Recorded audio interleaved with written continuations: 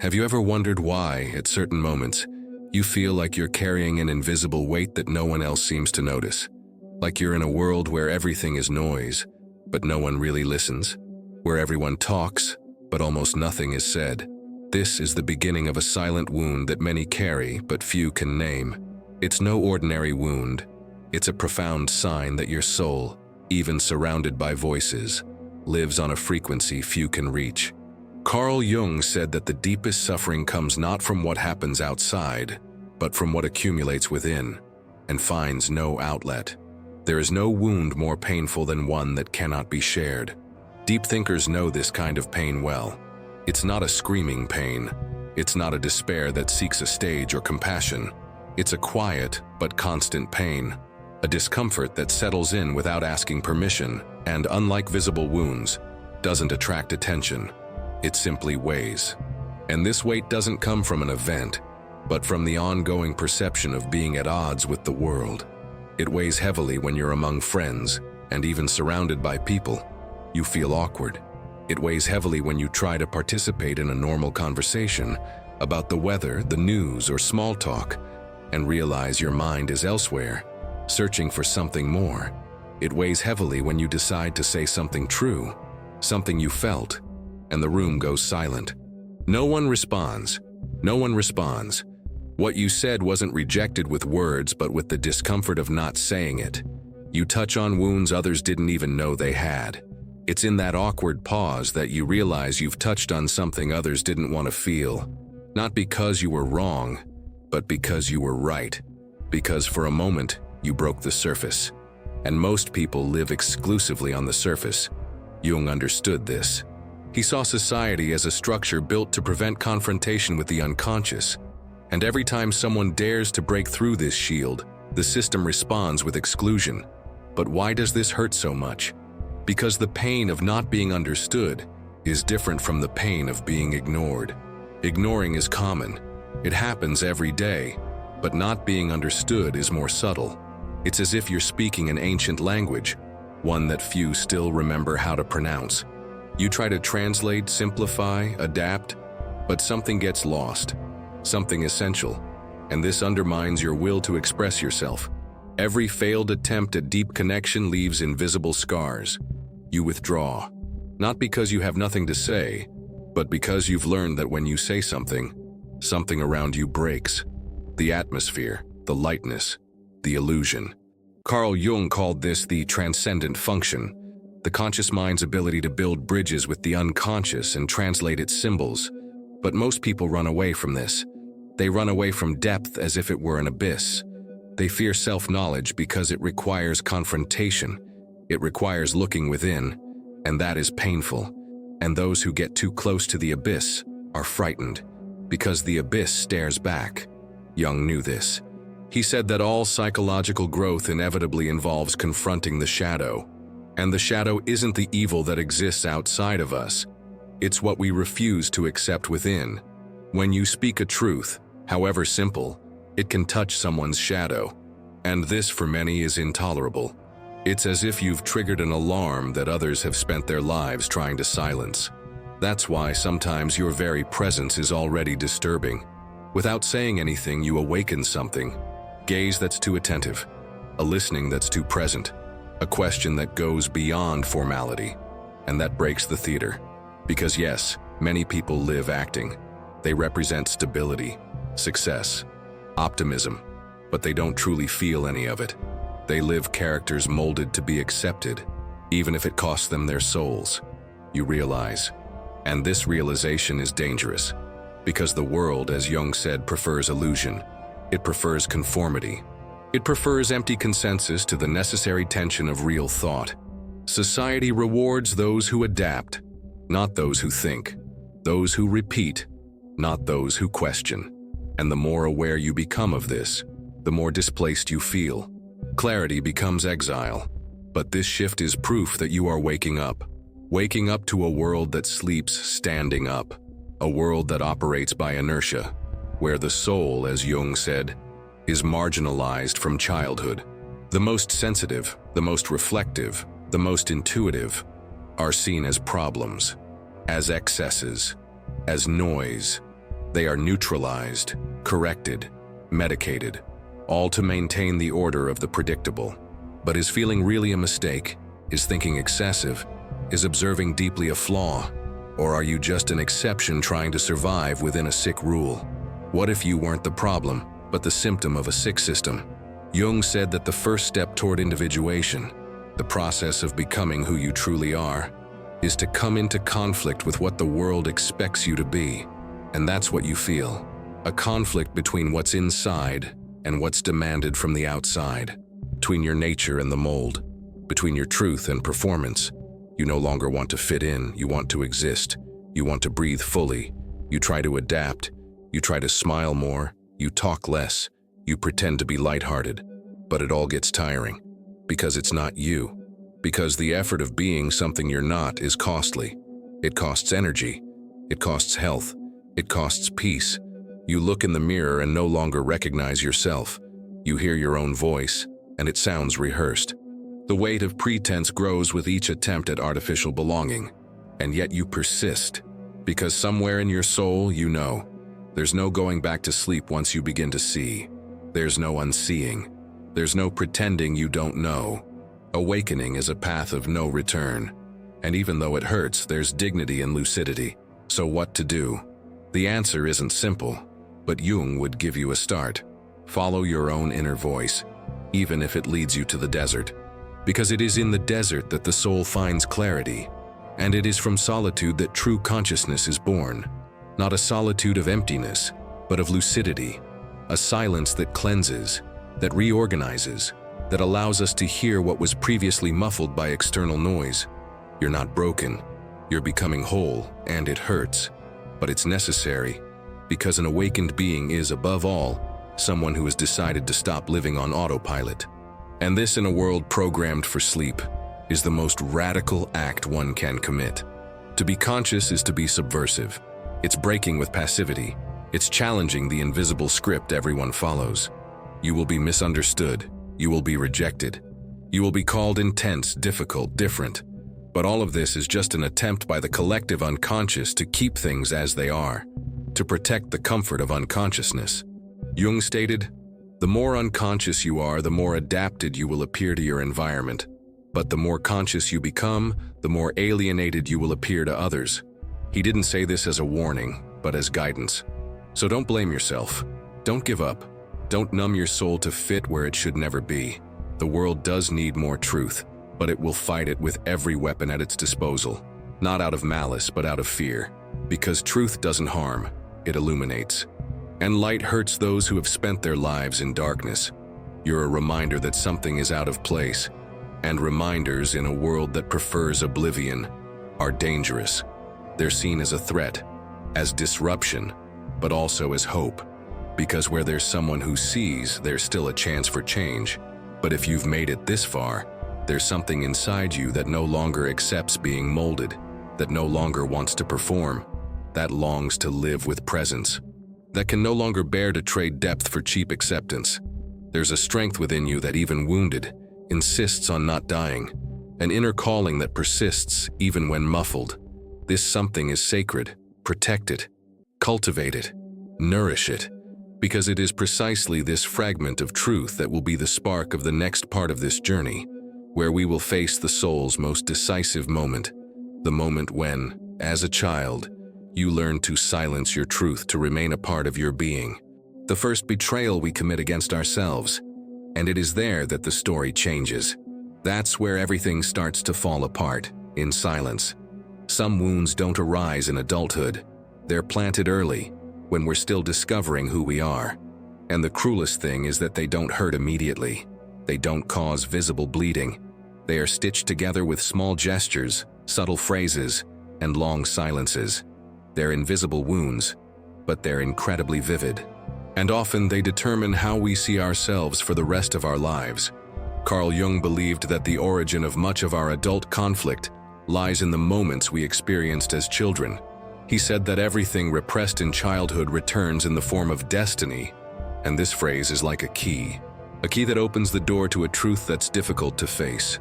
That much of what we feel today, the feeling of inadequacy, the fear of expressing our truth, The difficulty in trusting began way back when we were taught not to feel, not to speak, not to be. Imagine a child asking, "Why do adults say one thing and do another?" Or, "Why do I have to hug someone who hurts me just because they're family?" Simple yet disconcerting questions. And when they ask these questions, they get no answers. They receive sidelong glances, forced smiles, or dry phrases. "Don't talk like that. You're too sensitive. Stop overthinking." And so without realizing it, they begin to believe there's something wrong with them because they see what others ignore. This child learns quickly. They learn that to be accepted, they need to pretend. They need to smile even when they're confused. They need to agree even when they're uncomfortable. They need to keep quiet when something doesn't make sense. And little by little, they erase parts of themselves. Not because they want to, but because they need to survive emotionally. Because belonging seems more urgent than being true. Jung said that the instinct to belong is as strong as the instinct for physical survival. Being rejected for a child is like being in danger, and they will do anything to be loved, even betray their own soul. How many of us were that child? You may have experienced this. Maybe you were that child who saw sadness in adults' eyes and asked what was wrong, and heard the response, "It's okay, stop imagining things." Maybe you tried to express your anger or anguish, but were punished for it. Maybe you just wanted understanding and received indifference. Or worse, silence. And silence teaches. It teaches that feeling is dangerous. It teaches that speaking is risky. It teaches that thinking differently is a threat. And you grow up with this lesson engraved in your skin. You learn to anticipate, to measure each word, to interpret the environment before expressing yourself, to hide your depth in the name of harmony. And this adaptation, despite seeming intelligent, is profoundly violent to the soul. You begin to live in a constant state of alert, as if there's always something wrong with you, something that needs to be fixed. No matter how much you grow, this feeling doesn't go away. It just disguises itself. It becomes perfectionism, a need to please, a fear of making mistakes, guilt about resting, insecurity in relationships. It becomes an overconsciousness about everything, except yourself. And Jung knew this. He said the inner child doesn't disappear, it hides. And everything that wasn't embraced returns, not as a memory, but as a pattern. We return to living the same fears as before, but now in adult bodies. In work meetings where we remain silent even though we know we should speak up. In friendships where we endure disrespect for fear of loss. In loves where we dim our light so as not to scare the other. It's the past repeating its lessons, hoping that this time the response will be different. But how do you change something that seems so ingrained? Jung believed the first step was to make the unconscious conscious, to bring to light what has been pushed into the dark. It's not about blaming parents, teachers, or society. It's about understanding, recognizing that everyone was doing the best they could. But that doesn't mean what you experienced was easy. Often, adults themselves were trapped in their wounds. They reproduced patterns without realizing it. They feared intensity because they never learned to manage their own. They hated sensitivity because they were punished for it as children. They averted questioning because they were forced to obey in silence. The cycle repeats itself until someone has the courage to break it. That someone could be you. You can be the person who looks back honestly and says, "It was hard, but now I see." You can be the one who embraces the child that still lives within you, not with judgment, but with understanding. You can be the one who decides that you will no longer betray your own truth to be accepted. Because now you understand that your worth doesn't depend on the acceptance of others. And that understanding changes everything. You begin to realize that old pain still lives inside you, but it doesn't have to rule your life anymore. You can talk to it. You can listen to it. You can say, "I see you. I understand why you hid. But now I'm here, and I'm going to take care of you." This movement, as simple as it may seem, is revolutionary.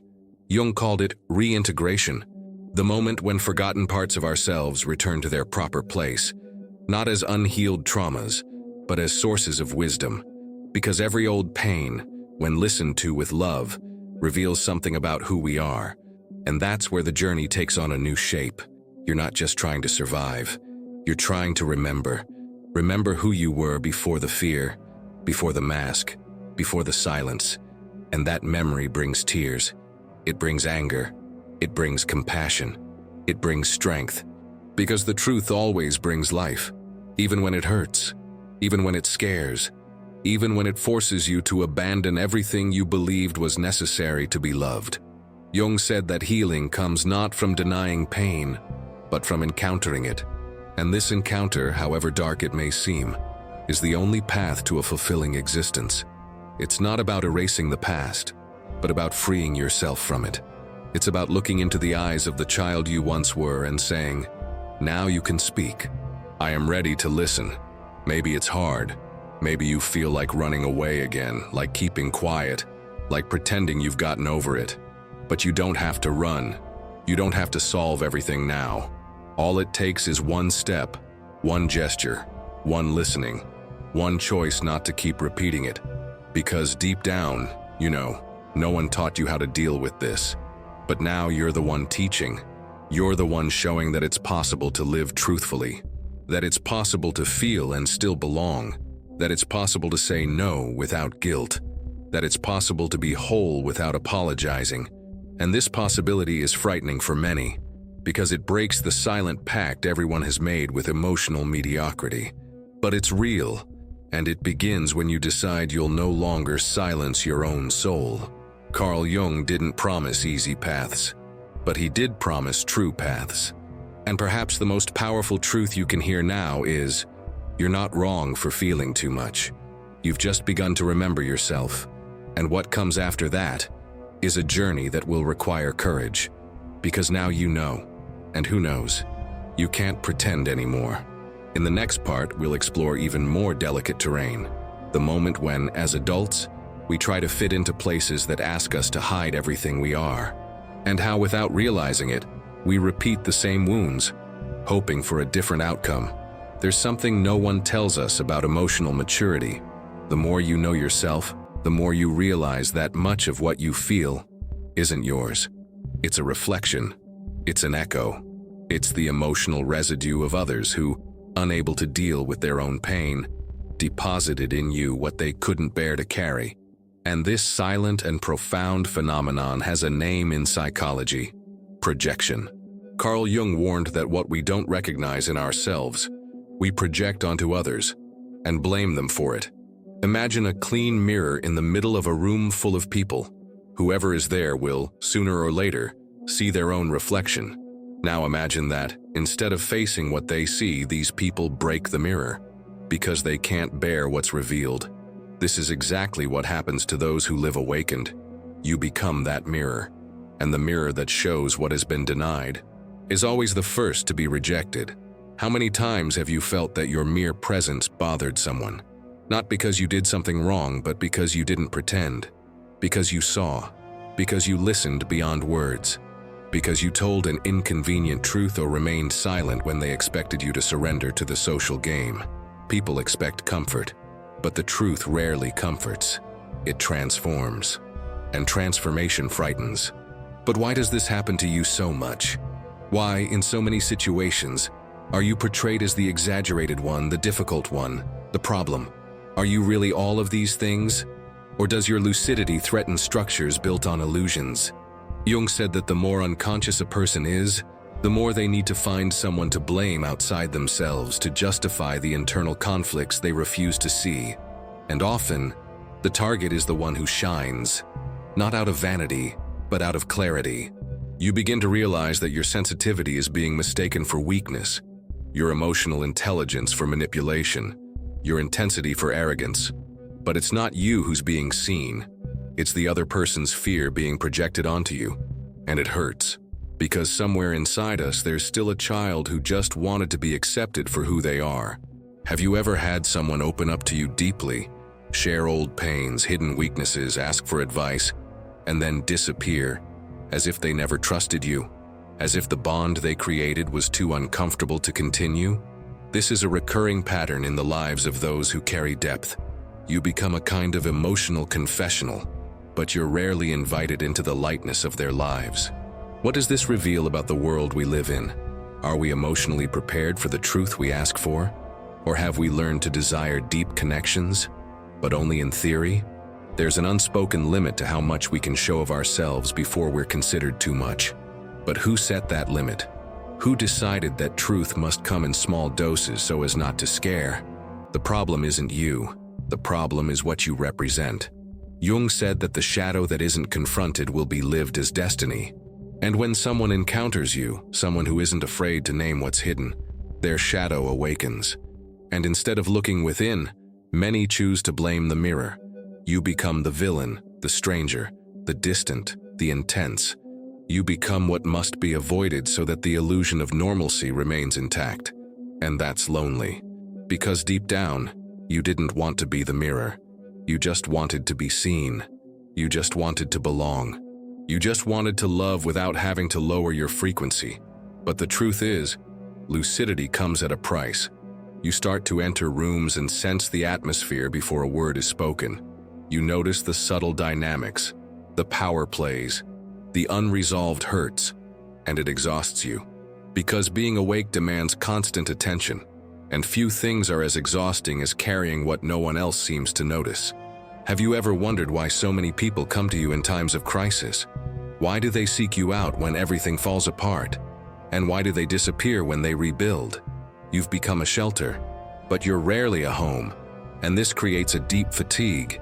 The fatigue of being a support for others while no one supports you when you fall apart. Jung called this unconscious vampirism.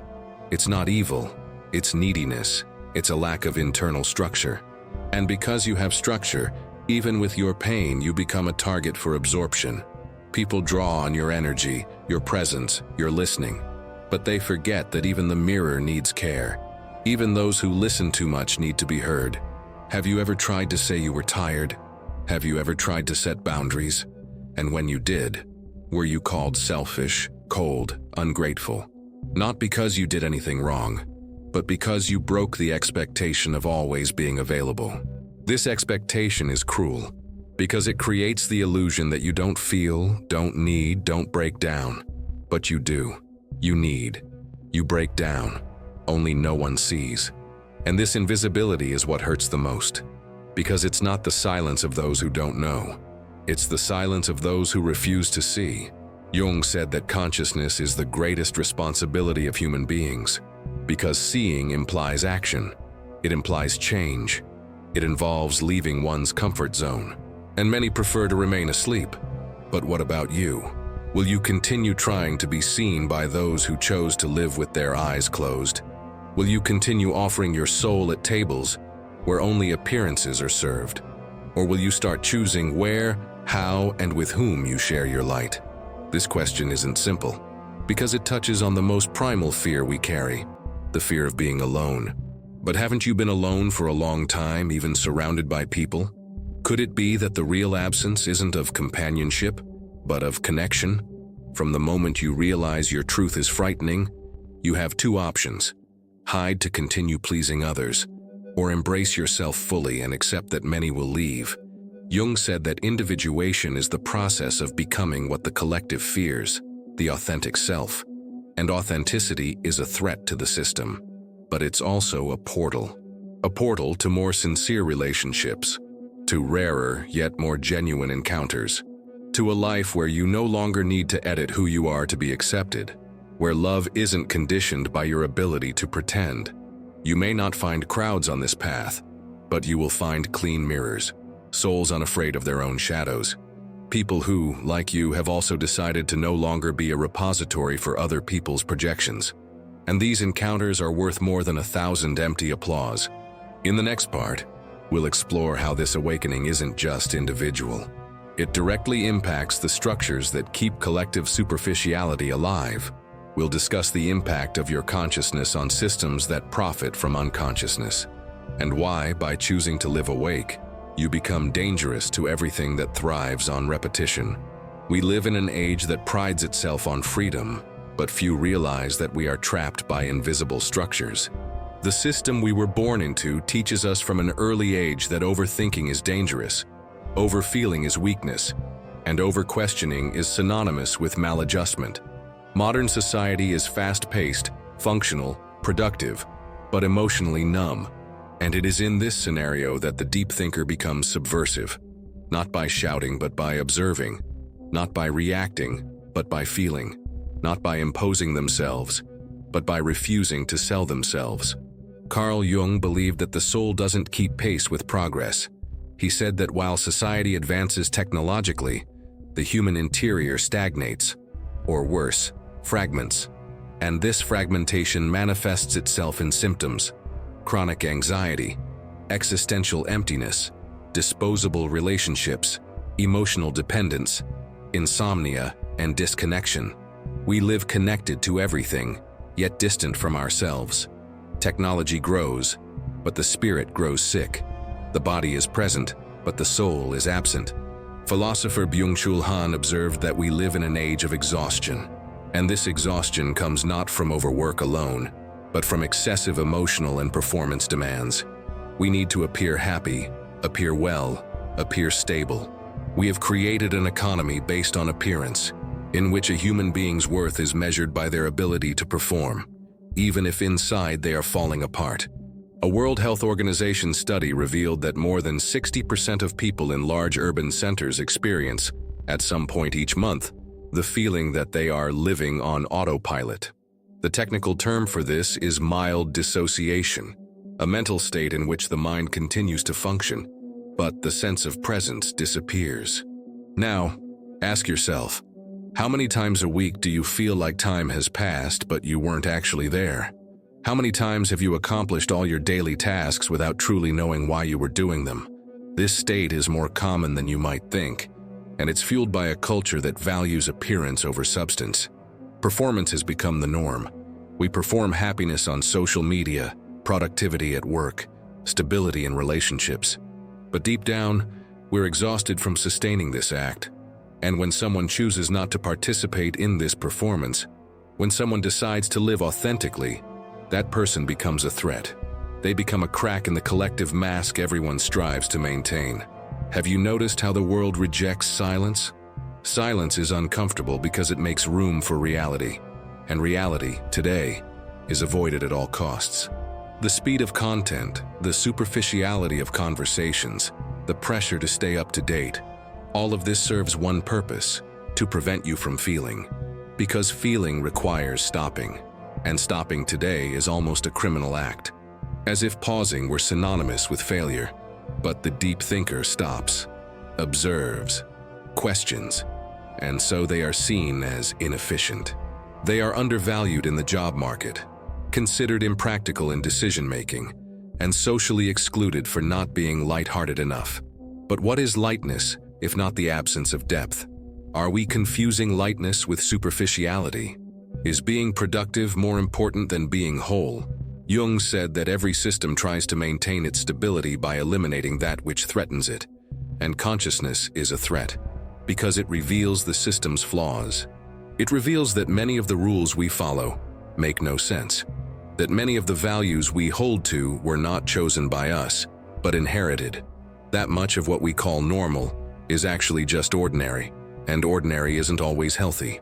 In 2019, a study by researchers at Harvard University analyzed the emotional behavior of young people between the ages of 18 and 25 on social media. The results were alarming. Over 70% of them said they felt anxious about posting anything that revealed negative emotions, even if they were genuine. They were afraid of appearing fragile, intense, or awkward. What does this say about the culture we're creating? We're teaching a generation to hide their pain to preserve their image, to stifle the truth to gain approval, to ignore their own feelings in the name of forced positivity. And this isn't lightness, it's repression. Emotional repression that will one day explode, either in the form of burnout, or in the form of existential collapse, or in the form of paralyzing loneliness, or all of these at once. And in the midst of this silent collapse, the deep thinker resists. Resists because he feels, because he doesn't conform, because he still carries questions while everyone else memorizes the answers. But this resistance comes at a price. It's lonely, it's exhausting, because you're seeing what others refuse to see, and once you see it, there's no going back. Have you ever noticed how the atmosphere changes when you decide to say something sincere?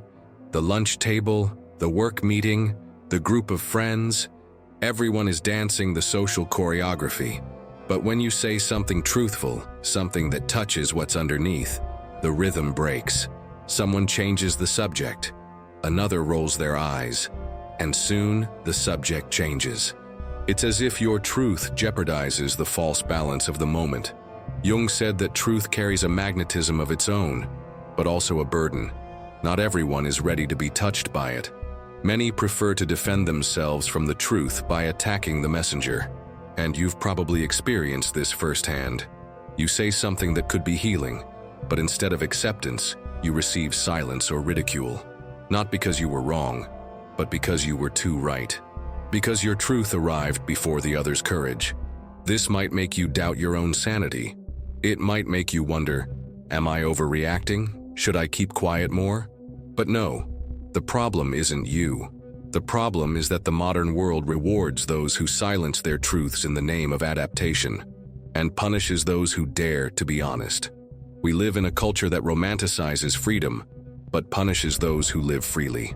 We're surrounded by stimuli that keep us occupied, but rarely touched. And when you become someone who craves more than distraction, when you seek meaning, depth, connection, the world seems too small.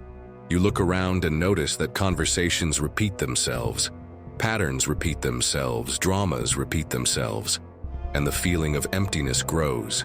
It grows so much that it overflows. And then, either you get sick or you wake up. This is why many deep thinkers feel like they're aging inside, as if their souls were in another era, in another time. Because today's society wasn't made for those who feel deeply. It was designed for speed, appearances, and profit. And everything that doesn't produce quickly is discarded, including people. But you're not a machine. You're a human being. And feeling isn't a flaw, it's a right. A sign that you're still alive, that your soul still beats, that your heart hasn't yet been captured by widespread cynicism. And you're not alone. Even when it seems so, there are others like you, scattered, silent, awake. Jung believed that the greatest act of rebellion in an unconscious world is to become conscious. And this begins with small choices, choosing silence over noise, depth over performance, truth over acceptance. It's refusing imposed roles. It's not laughing at what's not funny. It's not feigning comfort where there's pain. These choices seem small, but they are not. They rewrite the way you live. They take you away from the crowd and direct you toward your own soul. And the soul, when listened to, guides you to what truly matters, even if it means losing what once seemed essential. The loss of the false makes room for the real.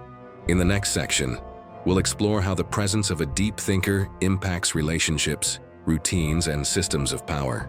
We'll understand why those who feel deeply inevitably end up being seen as a nuisance, and how to transform that nuisance into a quiet strength.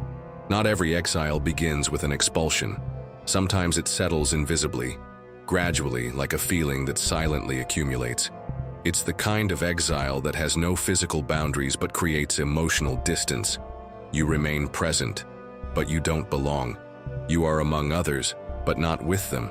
You participate, but you don't feel included. The soul feels before it understands. You have been marginalized for being who you are. This is the exile of the awakened. Carl Jung said that as the individual becomes conscious, he or she inevitably separates from the collective. Not out of arrogance, but out of necessity. Consciousness no longer allows for unconscious pacts. And in a world that revolves around adaptation and superficiality, living lucidly is tantamount to betraying the unspoken rules. The price? Estrangement. You begin to realize that the more truthful you become, the lonelier you become. Not because you want to be alone, but because space for truth is scarce. People want your presence, but not your depth. They want your company, but not your lucidity. They want you around as long as you're not completely yourself. This condition is exhausting, because living edited is a subtle way of dying. In relationships, this manifests itself cruelly. You try to give yourself, you try to love with presence, you try to build something authentic, but the other person is often on a different pace. a more superficial, faster, more anxious pace. And when you offer depth, it feels like you're offering weight. When you share something real, it feels like you're breaking the mood. So you start to shut down, to summarize, to hide, all to maintain the bond. But what is a bond based on the amputation of one's own being? How much does this kind of peace cost? At work, the same feeling recurs. You observe the decisions, the speeches, the culture of productivity over meaning. You propose valuable ideas, but they're uncomfortable because they're different. You suggest paths that require pause, reflection, and ethics. But there's no time for that. There are goals, there are deadlines, there are pressures, and deep thought becomes an obstacle. You're seen as problematic, slow, and unnecessarily analytical, when in reality you simply don't want to perpetuate absurdities disguised as efficiency. Routine also becomes a challenge. While many are satisfied with daily distractions, you feel the urgency for something more. Ordinary entertainment seems shallow. The repetitive conversations are boring. The automatic habits are oppressive. You try to adapt, try to go with the flow, but your body becomes ill. Your mind screams. Your soul begins to withdraw and protest, and the world interprets this movement as failure, as weakness, as oversensitivity. No one realizes that, in fact, this is survival. You start to ask yourself, am I the problem? This doubt is common among the awakened, because when everything around you reinforces that the right thing to do is to be quick, light, adaptable, and distracted, you, who are deep, present, reflective, and sensitive, begin to seem like a deviation. But Jung already warned, individuation requires separation, and those who follow this path must at some point accept the discomfort of being seen as dissonant. This dissonance, however, is necessary, because it prevents the homogenization of the soul. It protects the diversity of thoughts, the plurality of sensibilities. It keeps alive the voices that refuse to surrender. But living like this, in a constant state of discord with the surface, is not simple.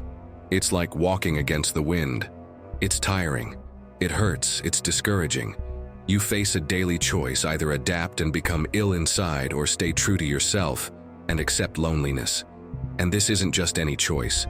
It's an invisible battle, fought within you, every day.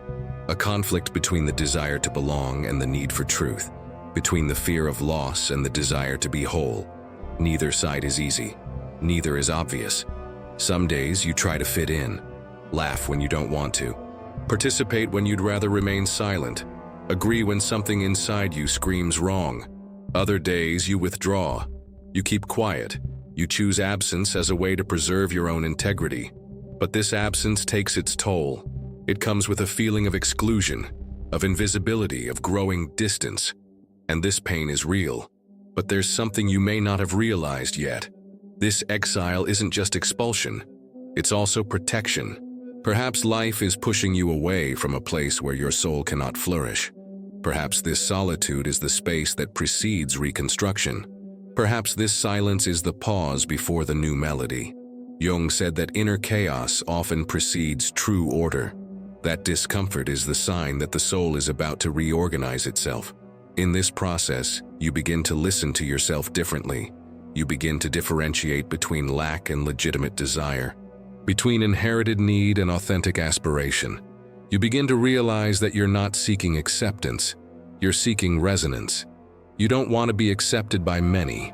You want to be recognized by the right people. And that changes everything. You stop craving crowds. You start seeking depth. You stop begging for attention. You start cultivating silence. You stop explaining yourself. You start trusting your own presence. This transition is subtle but powerful. It marks the moment when exile stops being a punishment and becomes a choice. And it's in this choice that something magical happens. Little by little, you begin to attract other souls like yours. People who have also been excluded for feeling too much, for thinking too much, for wanting too much. People who aren't afraid of silence, pain, or truth. People who don't run from the shadows. They embrace them. These encounters are rare, but real. And when they happen, they create something that can't be forced. Authentic connection. You realize you no longer need to beg for love.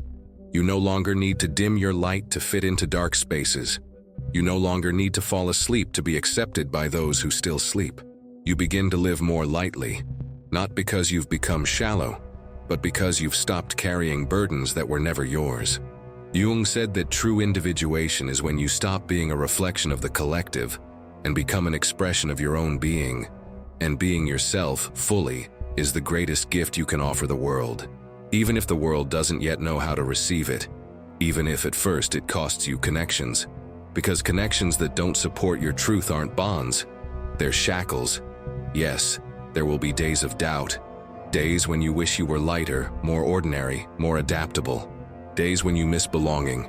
But these days pass, and what remains is the certainty that living in alignment with your soul, even if it means walking alone, is better than living surrounded and empty. In the next part, we will explore how, after this silent exile, a new kind of strength begins to emerge. A strength that doesn't shout, doesn't impose, but transforms everything around it. The strength of living truthfully.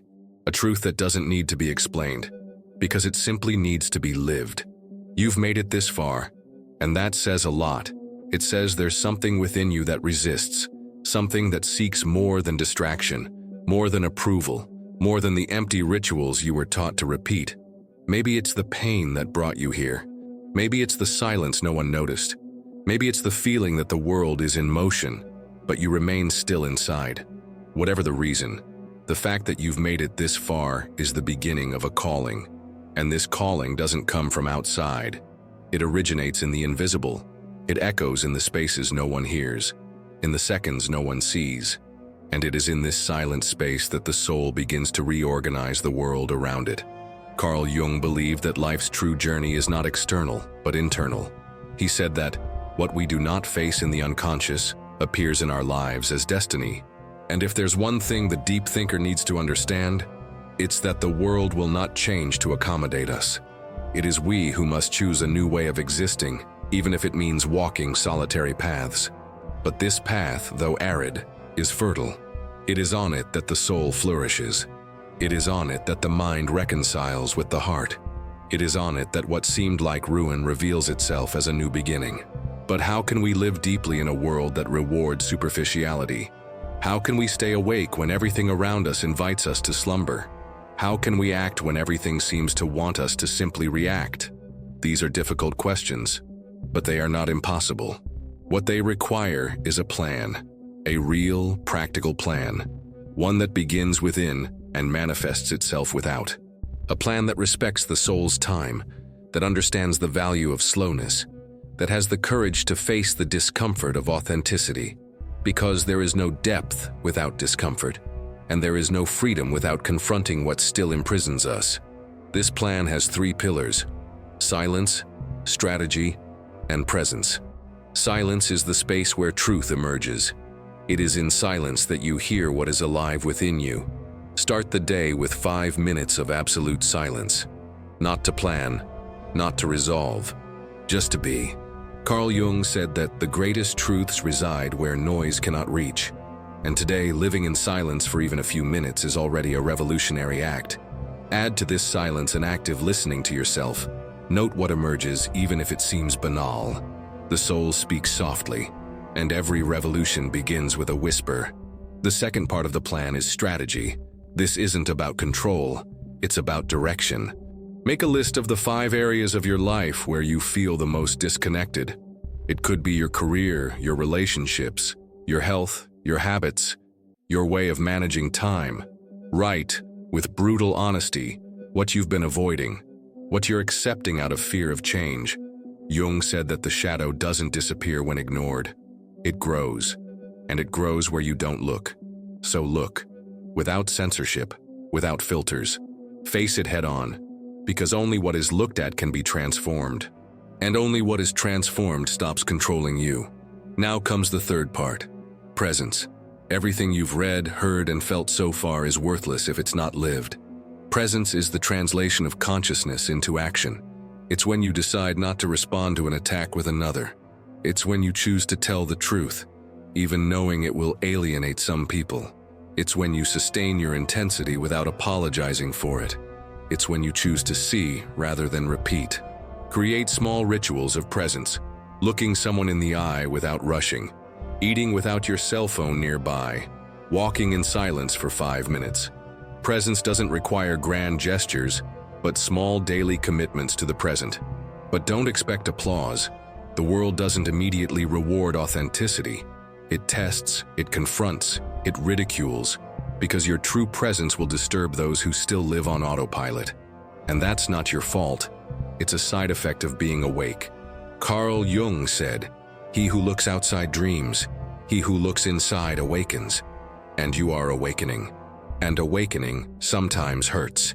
It hurts because it reveals. It hurts because it separates. It hurts because it demands that you abandon the version of yourself that merely survived, to give birth to the one that finally lives. In this awakening, there will be losses, and that's okay. Because not everything that accompanies you today deserves to stay with you. Some ideas, some people, some versions of yourself will need to stay. Because the path ahead is not for those who carry excess. It is for those who carry essence. True freedom requires detachment, and the hardest detachment is not from things, but from the versions of ourselves we created to please the world. Versions that were useful, but now suffocate. The soul demands space, and to grow, it needs to shed what is unnecessary. If you've made it this far, it's because there's a specific kind of courage within you. The courage to move forward even without certainty. The courage to see yourself without masks. The courage to touch your pain without turning it into a spectacle. The courage to continue even if no one sees. And that's already more than most dare to do. This is already a revolution. A silent, intimate, invisible revolution, but real. And now I want to invite you to transform this courage into action. Not a desperate, immediate, or impulsive action, but a conscious, daily, committed action. A choice to be more present, more truthful, more whole in everything you do. Choose small truths, small gestures, small breaks with what diminishes you. Big changes arise from small habits sustained with presence and intention. Choose who you share your energy with. Protect your silence as if it were a temple. Question the origin of your desires. Reevaluate what you call success. Be wary of what distances you from your soul. And most of all, don't abandon your depth for comfort. Comfort can intoxicate, it can seduce, but it never satiates. What satiates is the truth, even when it burns, even when it scares, even when it confronts you with your rawest vulnerability. Remember, you don't have to change the world, but you do need to stop letting the world change you. What you do in silence, what you feel when no one is looking, how you treat yourself when you mess up, all of this is shaping your reality more than any grand public gesture. That's where the real power lies. In what no one sees, in what no one applauds, in what is yours alone. And if you feel like no one understands you, that your mind is too intense, that your emotions are too deep, know that you are not alone. There are others like you, who think, feel, and search. And they too are searching for a place where they can be who they are, without apologizing for it. This place begins within, but it can also expand outward, into spaces where truth finds an echo, where silence is respected, where feeling is celebrated. This channel was created to be that place, a space where you can breathe, reflect, and remember who you are. A silent refuge amidst the noise. A bonfire where awakened consciousnesses can recognize one another, even if they never meet in person. Where name, face, or past don't matter. Only the soul matters. Your soul, which is here now, alive, feeling, listening. If these words touched you, if this video reminded you of something you'd forgotten, like this video now, not out of vanity, but so this message reaches others who, like you, are ready to wake up. Sometimes a click from you is the beginning of someone's awakening. Sometimes a comment from you is the mirror someone needed. Sometimes your truth saves someone from giving up. Subscribe to the Deep Psyche channel so you don't miss future content. Here, you don't have to pretend to be someone else. Here, you're welcome with your sharp mind, your sincere doubts, your meaningful silence. Leave a comment below, even anonymously, telling me how you feel right now. I read every single one. And maybe, just maybe you'll discover that speaking your truth in a world that thrives on lies is the first step to freedom. Thank you for being here. Thank you for feeling. Thank you for continuing, even when no one sees. Because that's how change begins. In the invisible, in the intimate, in the silent. And the invisible is what truly transforms everything.